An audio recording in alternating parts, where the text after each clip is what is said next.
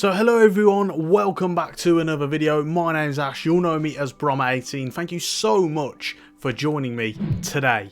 What we have here is we have Jurgen Klopp's Borussia Dortmund tactics. In particular, probably sort of 2012, 2013 onwards, although really the system was generally the same the whole way through, just little tweaks here and there depending on the personnel. What we do in this series, if you are new to the channel, make sure to subscribe by the way and ring the bell so you get notifications every time I upload a video, is I show you how to recreate real systems in FIFA 22. However, what I will say now, a disclaimer, it is not a promise that you'll win every game, but it is a promise that they will be recreated as accurately and as lifelike as possible. A couple of quick notes. First things first, in the gameplay that you're seeing above me, and also I'll show it at the end of this video as well, I am using my real custom sliders, so the gameplay is different. It was tested on those custom sliders as well, so please do bear that in mind. Go and check them out on another video on the channel if you haven't done so already, for just a better, more realistic experience.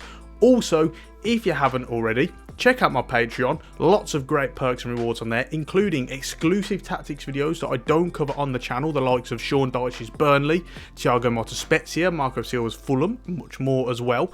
You can also get access to my FIFA 22 custom tactics package, where I give ratings, rankings, custom breakdowns, suitable teams of players with every tactic I cover. To my FIFA 22 custom tactics package, a whole host of perks and rewards, and also newly introduced to Patreon, my player scouting package. That is real scout reports on a whole range of players from around the world. I am a fully qualified football scout. It's not just some random guy off the street saying, here's what I think about these players. They are, you know, fully based on hundreds and hundreds of hours of analysis by a qualified scout, and I've just put a lot of work into it. So please do go and have a look. Lots of great real techniques that you'll see from real scouts in the footballing world used in there, so please do go and check that one out as well. Really excited for that.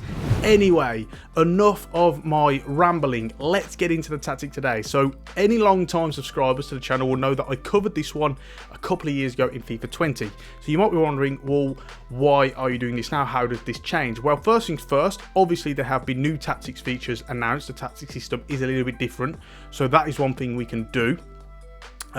Two, I also have an attacking game plan now to show you that I didn't have last time. It was just a balanced one, so now I'll show you how they also adapt it when they're trying to push for a goal. And three, also just as I've improved as like a scout and an analyst, going back and watching Dortmund again, I just noticed little tweaks to the original tactic that I hadn't made. So we made a couple of, you know, sort of tweaks and changes as well. Right then, let's get into the system. First things first, as I mentioned, it is really the sort of, you know, based on the Jurgen Klopp's later Dortmund, you know, in his later days there, but generally carried the same principles the whole way through. So it is a 4-2-3-1. We've made a couple of position changes. It is the 4-2-3-1 wide. You'll notice you have fullbacks, base fullbacks, and then base wide and left midfielders.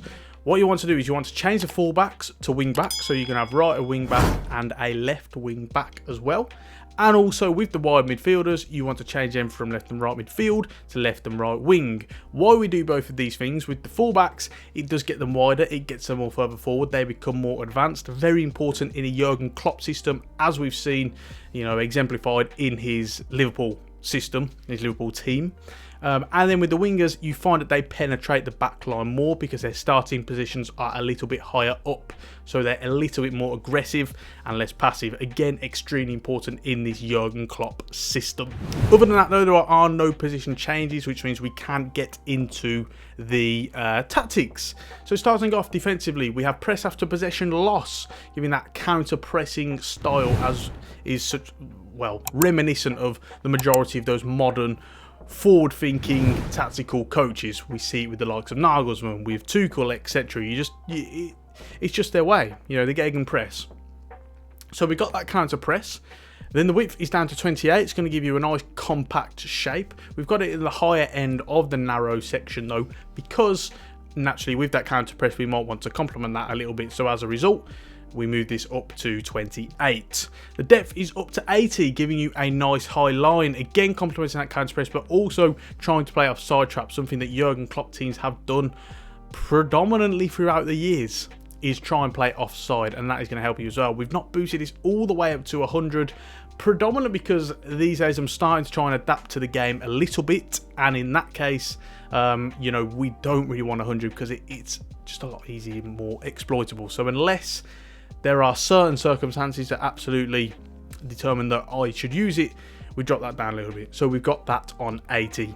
So what do we have offensively then? Well, build-up play. For a very first, we've not done this in any of my tactics videos so far. We have build-up play on balanced. Now, this is going to give you a sort of variety in terms of your approach, because sometimes players are going to drop off and show for the ball, but other times they're going to go on more forward runs. Again, Jurgen Klopp's Dortmund, slightly different to the Liverpool system. The Liverpool team these days are more possession orientated. They build it through the back more as teams have started to drop off against them more and more. They still have that emphasis on counter-attack, as we'll speak about with chance creation, but in his Dortmund days, it wasn't quite so much the case. They still were able to break out fast. And we can talk about that now with chance creation. They're on forward runs as well. Give you a lot of high volume of runners, high volume of movement, which is going to help you in that counter-attacking area. It's also not just for that. You know, in general, when you built up through the thirds, you played your way up the pitch, you got the ball in midfield, in the attacking half. Again, players just going to be moving more, and it's going to enable you to penetrate the back line and the opposition a whole lot more effectively than it would without forward runs on. So we have it on balanced and forward runs. The width is up to 60, and this is going to give you that sort of midway. Now, it's on the higher end, again, of the sort of middle section between 70 and 30. Because, again, we're going to be utilising the wings a bit more. However, because of the fact that we're still crowded out those central areas quite a lot, there is still an emphasis on that, in particular, the central attacking midfielder. So we're trying to get support to him as well. And so as a result, we've not gone all the way to a really wide 80, 90 plus kind of approach. Players in a box is up to 7. It's going to give you roughly 3 to 4. You're going to have the forward in there, the winger, and maybe the other winger or the cam, and also the box-to-box midfield as well, which would have been, you know, Ilkay Gundogan in that case. So, you know, there's a plethora of sort of players that can get into the box here. You've got a bit of variety. It wasn't always sort of Royce or Goetze in that number 10 role. It wasn't always both the wingers or the box-to-box mid. You know, there's a bit of versatility, and hopefully you will find that in the gameplay as well. The corners and free kicks are both up to 4. General rule of thumb, unless I see anything otherwise where there's going to be less or more, it will generally be on 4, and this is no different here. So what do we have with the player instructions then? Well, starting off with the keeper. Couple, in that case, it would have been Weidenfeller.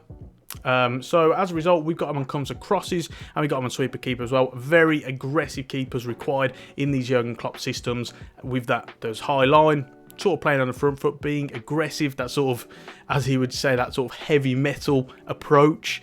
And the keeper's part of that as well. So we've got him on sweeper keeper and comes to crosses as well. The two centre-backs, there is only one change, and that is one of them you will change to aggressive interceptions as they look to step out and interfere more. Something that we didn't do on FIFA 20 that, looking back, I believe we should have now. I've left Hummels on normal because naturally he's a bit slower. You know, he's going to be slower to get to the ball, whereas someone like a Kanye, who is, you know, has that sort of physical upside, he's physically superior, you know, strong, quick, and, you know, more agile. He's going to be better in doing that. So really, you want your more physically superior defender with those aggressive interceptions.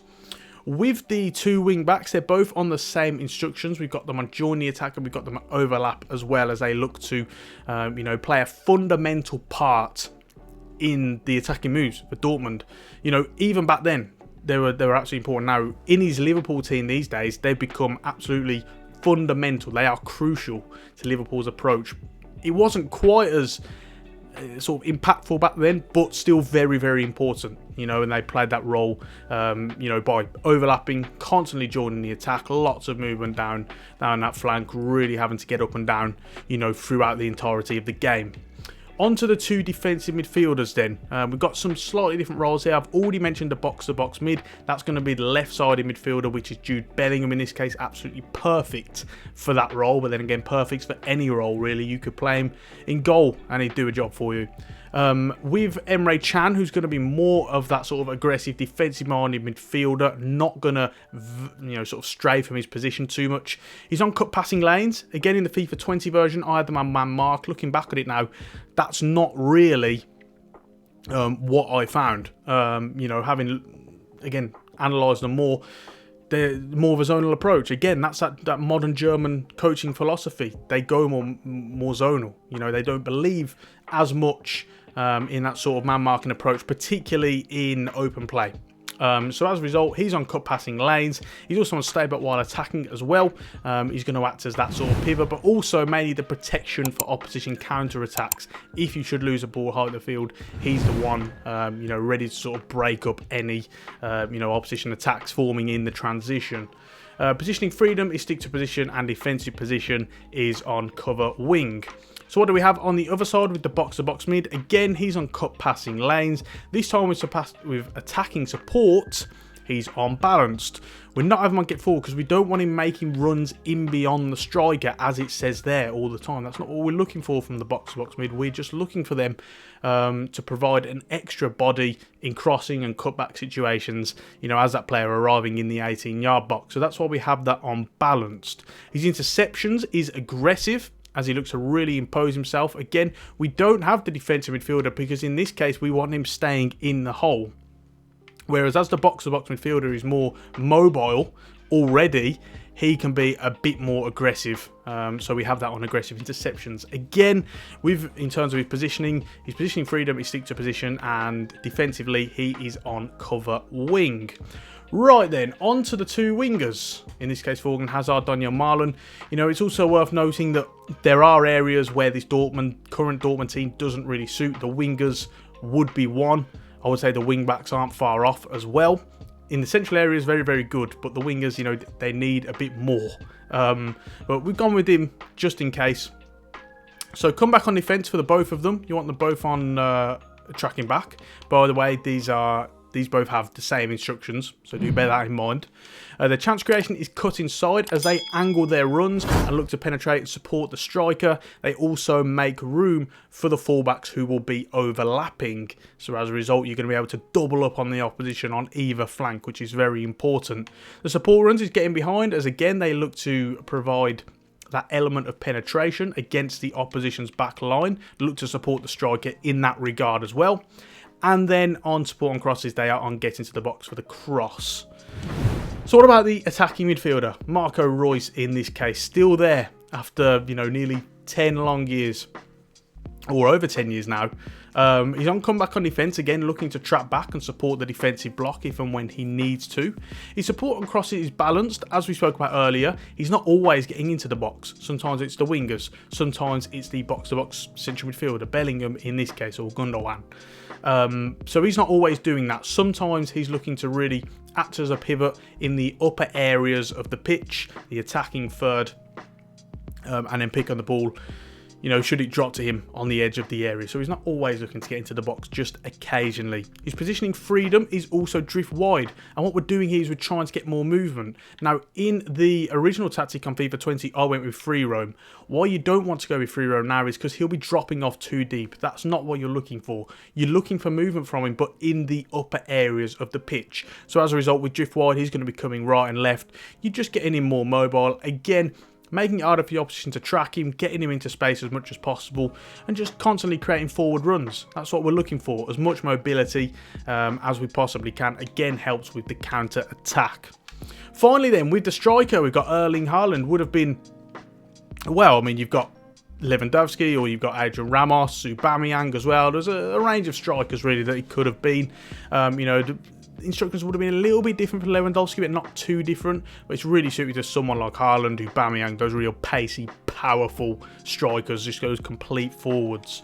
So the support runs is balanced as he can look to, stay central or come wide, come and help the strikers. Again, just looking to move and be as mobile as he possibly can. His attacking runs is getting behind as he looks to penetrate the opposition back line and really look to be your focal point going forward.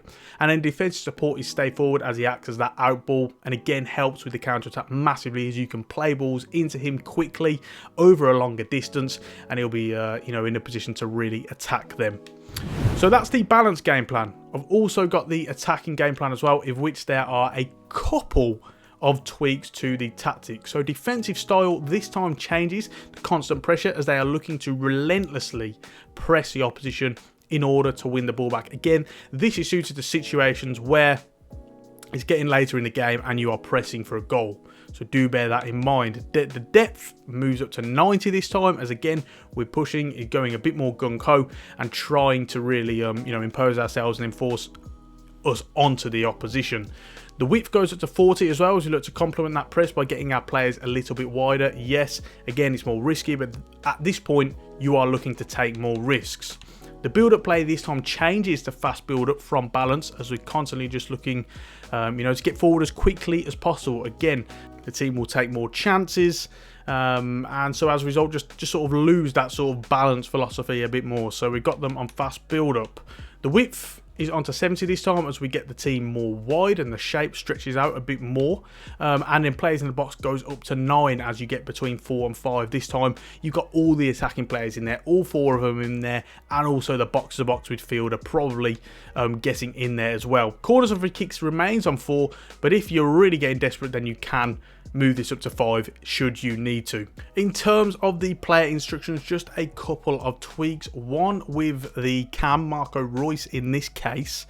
What you'll find is this time he's on basic defensive support rather than come back on defense, as he doesn't trap back as much and looks to stay forward a little bit more. And also with the box-to-box midfielder, this time rather than balanced attacking support, you want him to get forward, as he just looks to make as many runs as possible and really support those attacking moves as much as he can.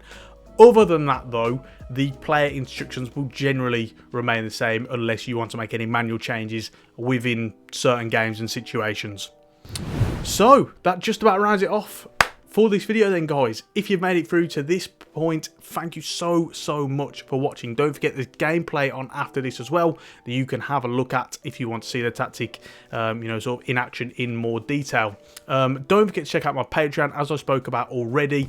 Lots of great perks and rewards on there. My FIFA 22 custom tactics package, exclusive tactics videos, my player scouting package. There's a whole range of videos, behind the scenes videos, early access. There's so many perks and rewards. You know, I really think you will enjoy, so please do go and check that out. Don't forget to subscribe to the channel, ring the bell if you haven't done so already for notifications every time I upload. Drop a like on the video if you've enjoyed it. If you've got any questions about the tactic at all, get at me in the comment section down below and I will do my best to get back to you. Check out the links in the description, including the link to my Twitter, where you can give me a follow on there. And on that note, we're going to round the video off there. Thank you so much for watching, and until next time, I will see you soon.